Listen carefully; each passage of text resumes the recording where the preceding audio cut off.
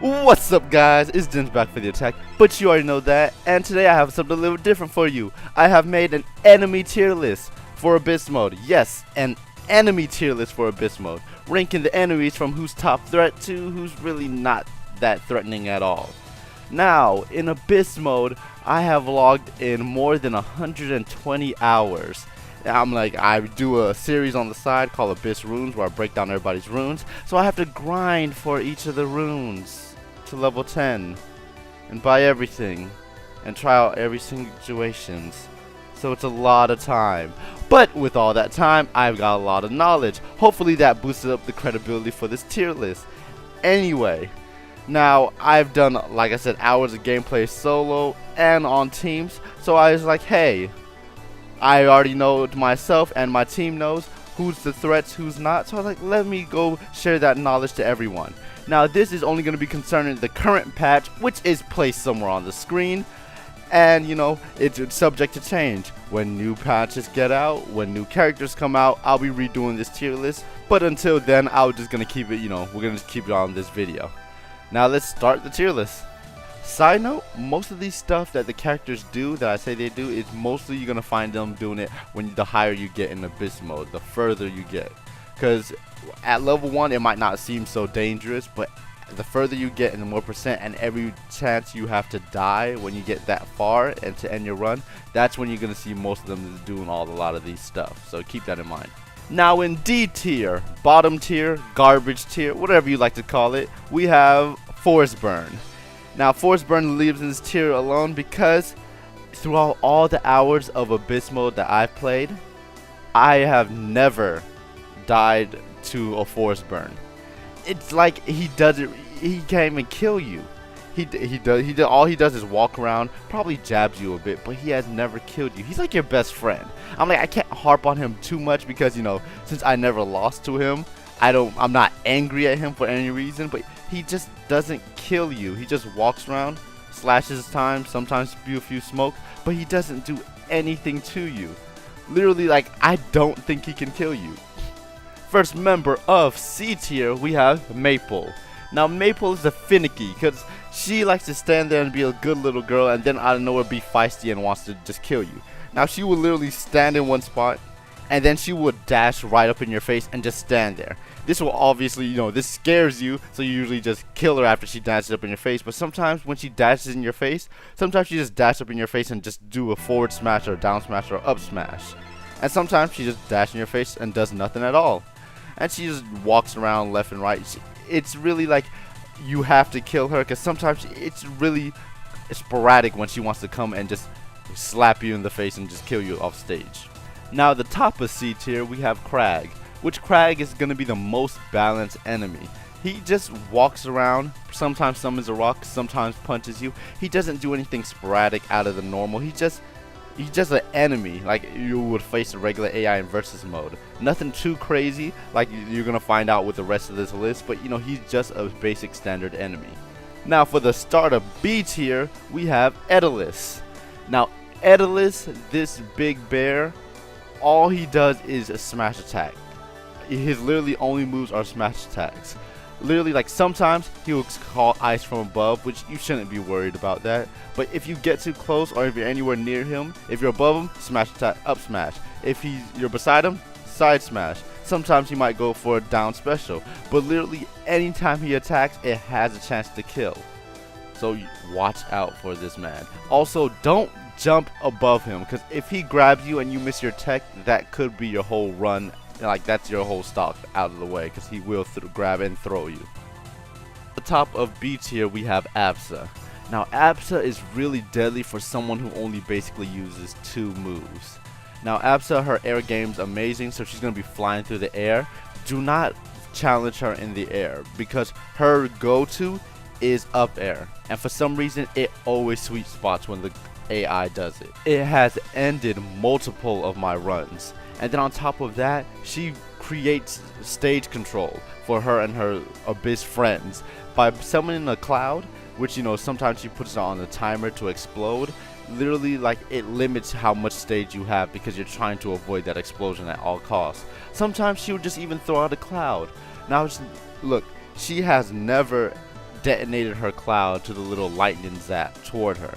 I have never seen that done in all my hours. Yet whenever she summons a cloud and I'm right next to it, I always run away from it every single time. Just because, I'm used to playing her in versus mode and, fighting against Absa. So it's like ingrained that she will do the little cloud zap thing. The most she does is just the little tiny cloud spark, which, it does nothing, but it's just that fear. She could summon a cloud and it limits how much stage you want to play around in that cloud. And sometimes it just destroys your setups if your team is set up right. Now, literally just that little thing. And she's so deadly. And just please don't challenge her in the air. I lost way too many times.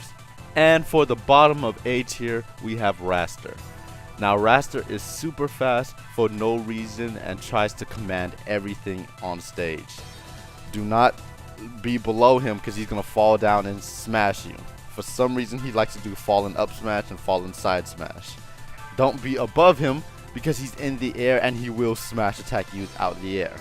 Then on top of that, if you're on the same ground level as him, he's going to down special you, which is going to pop you in the air. Not only is that displacement, but now you're in the air and he's probably going to follow up with some smash or get his teammates to jump on you. Then on top of all that, the one most annoying thing that he does is his tornado. Raster's tornado, it traps you in. No matter how much you smash DI or whatever, it will take you and just trap you in there. It would displace you way up in the air, which is probably away from your team or where you don't want to be, because most of these people, when you're above them, they will kill you. And then on top of that, if you get caught in the tornado on a high platform, it might even just kill you. Raster is really just kill him on sight. Now on top of A tier, now look, you could put him in A tier, you could put him in S tier. It depends on your experience, but I feel like he does a lot, but he doesn't warrant the S tier, and you're gonna see why. Anyway, Zetterberg is a threat in all sense of the word. He will come out of nowhere and just forward smash you, down smash you, anything. But the most annoying things he does is throws his fireball and sometimes shines you, or I guess flame charge explosion, whatever neutral specials you. Now he sets you on fire, and when you do that, that is a free 7% no matter what. That is an unavoidable 7%. And when you get to the higher stuff, you want to avoid all damage at all times. So literally, like, he will set you on fire with mostly all his moves. He will sometimes randomly come and just up air you, smash attack you. Literally, he is a threat, and you want to keep as far away from him as possible. And then you don't want to be crowded by Zetterberg. You don't want it, because he is always the one to follow up on his opponents or his teammates' stuff. Zetterberg is a threat and needs to be killed or avoided at all costs. And last but not least, we have S tier. We have the only one in S tier. I guarantee you, more than 50% of my runs have been ended by Orcane. Literally what he does, he does everything. Now, when he spawns, okay, let's just talk about before anything. Okay, his main attacks is smash attacks. He'll just come, just smash attack, and then like his up airs, they basically count as smash attacks to me. He'll come, smash attack, and just run left and right and just keep smash attacking sides and going up. Alright? Then on top of that, the real thing that sets him over is his puddle. Avoid this puddle at all costs. We have, even my team, when we play, every time he makes a puddle, we call it out and we avoid it. Not only does it take away stage from us since we're avoiding it, but literally when puddle is down, he likes to up B to his puddle if you're standing on it for any reason or even close to it. He recovers to his puddle, because in most times in Abyss mode, when you hit someone off, you forget about them. And sometimes they try to come back, but they usually die. Orcane, if he has a puddle, he's coming back. So if you don't even recognize the puddle, because it's hard to see how it's purple and everything is purple, sometimes it's hard to see, he will kill you with it. And then on top of that, sometimes he automatically spawns his puddle when he comes and just wants to smash attack on to it. So literally, like when he comes down, he just he enhance smashes you with all he can do. And then he also does the little sliding smash too at higher levels. He literally can do the sliding up smash, sliding forward smash on top of his puddle. And plus on top of his puddles, when it's enhanced, it has a longer range, it has more damage. Just kill all Orcanes on sight. I died way too many times and it is way too fast. Anyway, that's my tier list. I have a picture of it in the description if you want to take it for yourself or what have you.